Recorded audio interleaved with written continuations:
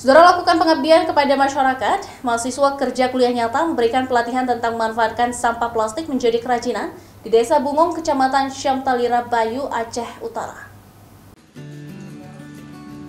Kelompok kuliah kerja nyata mahasiswa di Desa Bungong, Aceh Utara melatih warga setempat untuk membuat kerajinan ramah lingkungan.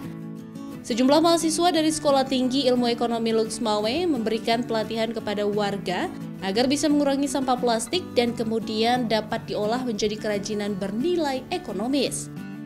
Kerajinan tersebut berupa tudung saji yang dibuat menggunakan gelas plastik mineral bekas, dibalut menggunakan kain flanel berwarna yang dihias menggunakan pita.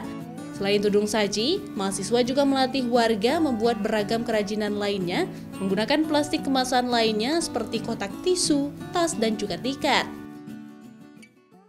Kami KKN di sini selama 2 bulan. Tujuan kami di sini yaitu untuk melatih para warga di sini untuk pemanfaatan limbah-limbah plastik, limbah botol, dan limbah lainnya untuk menjadi barang yang bermanfaat, bisa untuk dijual ataupun untuk dipakai sendiri. Bisa untuk dijadikan sebuah sumber pencaharian ibu-ibu di kampung. Dengan adanya mahasiswa KKN di sini, kami sebagai masyarakat sangat bangga karena dengan adanya mahasiswa KKN, kami bisa diajarkan mengolah plastik menjadi tudung saji, menjadi sebuah tikar, tempat tisu. Siapa tahu nanti kami bisa membuat kerajinan sendiri untuk dipasarkan.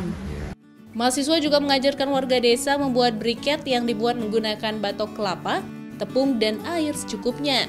Briket itu dinilai dapat mengurangi asap sebagai bahan bakar pengganti arang. Dengan adanya aksi nyata mahasiswa di pedesaan, diharap agar kedepannya warga lebih kreatif untuk membuat sebuah karya seni yang memiliki nilai jual guna meningkatkan pendapatan masyarakat. Zikri Maulana, Kompas TV, Aceh Utara.